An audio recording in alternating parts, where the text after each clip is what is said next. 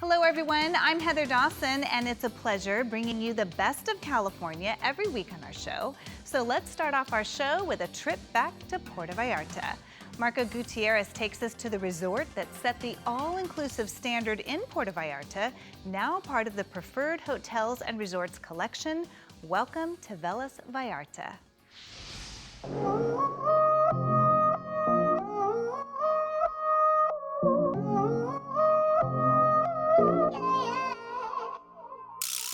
Velas Vallarta from the award-winning Velas Group boasts a 10-acre beachfront location with views of the Sierra Madre Mountains in the distance.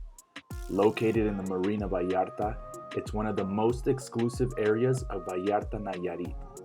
The center of activity is a lush tropical garden courtyard with 3 sparkling swimming pools, a cascading waterfall, swim-up bar, and even resident iguanas. It's perfect for friends and family getaways or a romantic couples retreat, with numerous exciting activities for day and night. Dining is a highlight of the experience, with restaurants offering elegant and casual oceanfront settings. Velas Vallarta's all-inclusive resort amenities have been carefully selected for comfort and choice.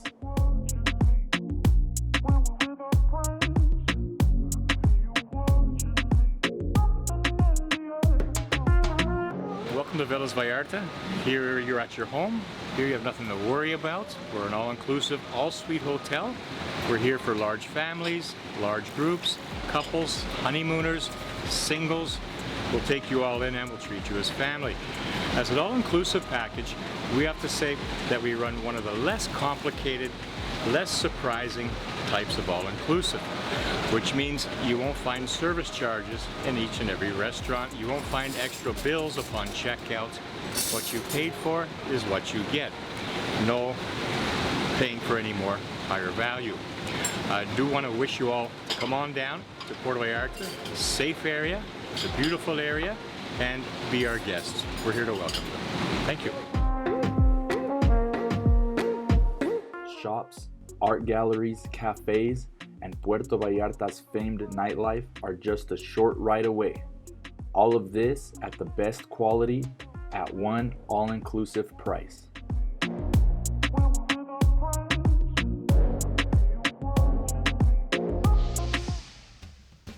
And coming up next, we have an important medical message for anyone that goes to tanning beds, plus how exercise could help combat cancer.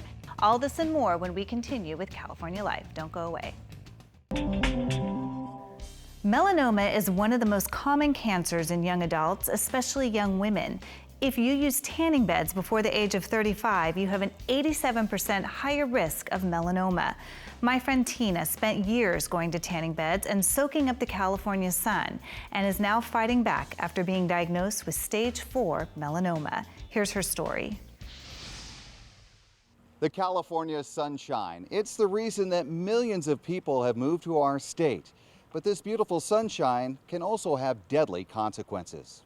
Laying by the pool or spending the day at the beach is just part of the California lifestyle. But ultraviolet light from the sun is a leading cause of skin cancer. May is Skin Cancer Awareness Month, and research shows that skin cancer is by far the most common form of cancer. Estimates are that 1 in 5 Americans will get skin cancer in their lifetime. The most serious and deadly form of skin cancer is melanoma, and 86% of melanoma cases are attributed to excessive sun exposure. And studies show that even just one session in a tanning bed can raise the risk of melanoma by 20%. But the quest for the perfect tan can blind many, like Tina, whose mother had melanoma and warned her as a teenager to stay out of the sun. She would say, "You're going to get melanoma." And I was invincible, and I said, "Whatever, then I'll just dye tan." Literally would say that. Well, 8 years ago, Tina was diagnosed with melanoma after finding a mole on her back.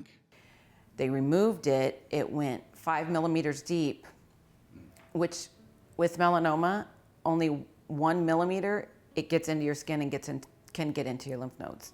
So mine was really aggressive. After extensive treatment, including the removal of multiple lymph nodes, Tina was cleared of the melanoma, at least for a time. And it was during that recovery time that Tina began following a young Rancho Cucamonga woman on social media named Chloe Thompson, who was diagnosed with melanoma at age 19 while serving in the Air Force. Chloe bravely and publicly fought melanoma before passing away at the age of 22. I would tell her, you need to slow down. You know, you have cancer, you know, but she just didn't want to give up. She wanted to live life and, you know, so yeah, she was a fighter. She was a warrior. She was a cancer warrior. Chloe's mother, Michelle, describes her daughter as an outgoing young lady who lived life to the fullest. She just never gave up. She never stopped fighting. In fact, when she finally passed away, people were surprised. They didn't realize that her cancer was as serious as it was because she just lived life every single day. And today, Michelle works hard to keep Chloe's memory alive in an effort to help others. I kept Chloe's Facebook going as a memorial page, and she has, I don't know, about 3,300 people on there. People really reached out to me after Chloe passed away and just told me, you know, how she inspired them. And while Tina never met Chloe, she reached out to Chloe's mother, Michelle, when she was recently re-diagnosed with melanoma, and they met recently for the very first time. You did great. I try not to cry. I know, me too. Chloe was so positive. She was just so positive, and everything I would watch of her, she was just happy, and she fought so hard. And I just vowed to fight as hard as Chloe did. And Chloe and Tina's stories are reminders to all of us of the dangers of this deadly form of skin cancer. Things to remember: people with fair skin, blonde or red hair, and blue eyes are most susceptible to melanoma. But anyone with extended sun exposure can be at risk. A family history of melanoma is also a risk factor. Warning signs include large, irregular moles that grow quickly. More than 9,000 people nationwide are predicted to die from melanoma this year, but the survival rate is very good if detected early. That means everyone, especially people in the risky categories, need to get regular examinations by a dermatologist. Melanoma can be prevented, so sunscreen, put some sunscreen on, and give yourself a self-exam. It's just like breast cancer, it's really easy, just check your skin. As for Tina, she's in the midst of a new battle with stage 4 melanoma, and while her prognosis is unknown, she remains upbeat about the future. I'm super positive about it. I know I was put here for a reason, and I'm just going with it. I hope that I could be an inspiration to somebody. I hope that my fight can help somebody else, and I hope that my knowledge will help somebody else. If you or anyone you know fits in the high-risk category or you're noticing new moles, we urge you to see your doctor immediately. For more information on melanoma, you can visit the American Cancer Society at cancer.org. Bringing you the best of California, I'm David Wiley for California Life. We all know that exercise is a big part of staying healthy, but David Wiley tells us about a group that is using exercise to help some of the sickest people among us. Cancer. It's among the leading causes of death in America, with more than 1.7 million new cases diagnosed every year. And while traditional treatments are extending life, they're expensive and can have terrible side effects. But Ohio-based Maple Tree Cancer Alliance is combating the effects of cancer and improving the quality of life for patients with exercise. I fully believe that exercise should be a part of the standard of care. I think that every single person who's diagnosed with cancer should have the ability to exercise during their treatment. And right now, less than 5% of people nationally exercise. Founded in 2010, the Maple Tree Alliance was inspired by Dr. Wonder's grandfather, who bravely battled colon cancer. With a PhD in exercise physiology from Northern Colorado University, Dr. Wonders has developed a program that not only helps patients feel better, but improves the outcome of their treatment while reducing treatment costs. We offer individualized one-on-one exercise, which allows us to target specifically what their strengths and weaknesses are, how they're responding to treatments, and then we can tailor their exercises accordingly. The Maple Tree Cancer Alliance is currently located in 8 hospitals and offers nutrition and counseling services at no cost to their patients, all in a convenient location. We're right down the hall from the infusion rooms. And so people get diagnosed with cancer and then they're walking through treatment, and literally we're right down the hall from them. And so we're just a part of their cancer care plan. It's just a standard of their care that they receive. And studies show that combining exercise with traditional treatment has been a successful combination that's improving patients' outcome and their quality of life. Most of the time, our patients end their chemotherapy and their radiation stronger than what they were whenever they began. That is so encouraging to someone. And encouraging cancer patients is a huge part of the Maple Tree mission, and a big reason why Dr. Wonders went back to school and got a master's in Christian ministry from Cedarville University. It's easy to do physical. I have a PhD in exercise physiology, but I felt very unequipped to help someone spiritually, and so that's why I came to Cedarville. And the Maple Tree Cancer Alliance is really catching on, with plans to expand into 9 additional hospitals in the coming months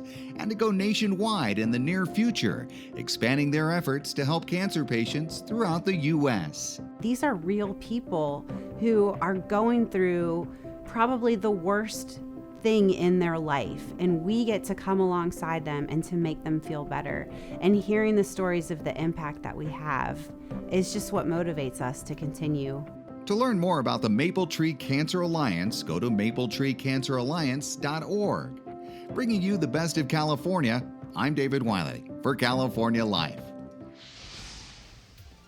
We're all familiar with that tired feeling we experience during the day. However, for many people, the exhaustion they feel may be a real medical condition known as excessive daytime sleepiness, related to sleep apnea, which can feel like a different kind of tired. We're all familiar with that tired feeling we get from time to time throughout the day. But for some people, that can be a sign of something very serious. Known as excessive daytime sleepiness, related to sleep apnea, which can feel like a whole different kind of tired. Excessive daytime sleepiness and sleep apnea is a chronic medical condition. What we know is 22 million adults in the United States are affected by obstructive sleep apnea.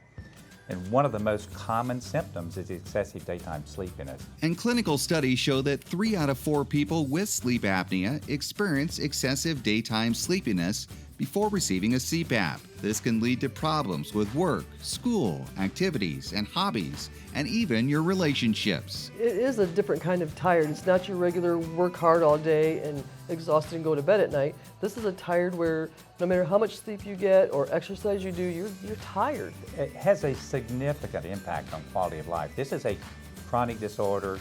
It doesn't feel good and it needs to be evaluated and treated. For Kim Oxender, the excessive daytime sleepiness began to interfere with her relationship with her husband and their hobbies. My husband and I enjoy riding our motorcycle. We do a lot of benefits and outreaches through that, and you're supposed to enjoy your time and the beautiful smells and sounds, and I was falling asleep. And that's not only discouraging for me, but it's dangerous on a motorcycle. So my husband's like, it's time to see your doctor. And that's what she did. While a little embarrassed at first, Kim has gotten treatment from her doctor for excessive daytime sleepiness and is feeling much better. Life is too short, way too short to be tired all the time. Don't be afraid to go to your doctor. It can change your life to the much better. If you or someone you know is suffering from the symptoms of excessive daytime sleepiness, you can get some great information at adifferentkindoftired.com. It can help you quantify how tired you are and give you the tools you need to talk with your doctor. It is a chronic medical disorder and it really deserves to be treated. Get the help you need by starting at adifferentkindoftired.com. Bringing you the best of California, I'm David Wiley for California Life. And coming up, a new holiday survey reveals some surprising secrets surrounding the season. Plus, inside NASCAR with Brad Keselowski. All this and more coming up. Food Network star Ted Allen is encouraging families to host Friendsgiving to help end childhood hunger. Here's the details. When you can't be with family at Thanksgiving, you can celebrate Friendsgiving instead. And in the spirit of Friendsgiving, a charity campaign encourages people to share a bit of their good fortune. A benefit for NoKidHungry.org. Most people may not know this, but 1 in 6 American kids struggles with hunger issues. Even a small donation can be a big help for a hungry child. Just $1 can create up to 10 meals for an American kid. So this is not a big bucks fundraiser necessarily. This is something that anybody can participate in and have a meaningful impact on hunger in America. The campaign is working to raise awareness because hunger is an invisible problem in this country. You can't see hunger among people or children, but it exists and it affects their body and their brain in profound ways. Visit nokidhungry.org/Friendsgiving to learn how to host your own charitable Friendsgiving event. Short of winning the lottery, it takes planning and preparation to build a healthy financial future. More than half of Americans want to improve their credit. But how? Here's more. Financial planning often makes people stressed or overwhelmed, but with a few simple adjustments, you can start making headway on your goals through the end of the year. One of the first steps to do is to check your credit score on a regular basis. So this is so important in terms of financial planning because credit affects a lot of things. A 2018 survey shows that fewer than half of Americans have a plan in place to improve their credit, even though one of the most important first steps in getting your finances in order is to know your score and start taking advantage of the tools available to help you boost it. So you have to make sure that you're on top of your credit. And you can use the Credit Journey, which is a free tool from Chase to check your credit score on a regular basis, and then also see the factors that impact your credit score. 50% of the typical budget should go toward fixing bills, 20% for savings, and 30% for fun. All of Brittany Castro's tips can be found at chase.com/slate. Now let's catch up with Brad Keselowski at the NASCAR 500 with Jason Rasudlo. Lots of action here at the inaugural South Point 400, including more than a dozen cautions that took out many of the playoff contenders. But in the end, it was Brad Keselowski that brought his Ford into victory lane. Winning is more than being the fastest. Winning is about being the best in all facets and taking advantage of opportunities. We probably weren't the best today with respect to being the fastest car, but my team was the best today with respect to executing on the pit stops, putting us in a position to control the race, and then getting through the chaos that I think you guys all saw over the last. Brad led 75 of the 272 laps. It was the third win in a row for the Rochester Hills, Michigan native.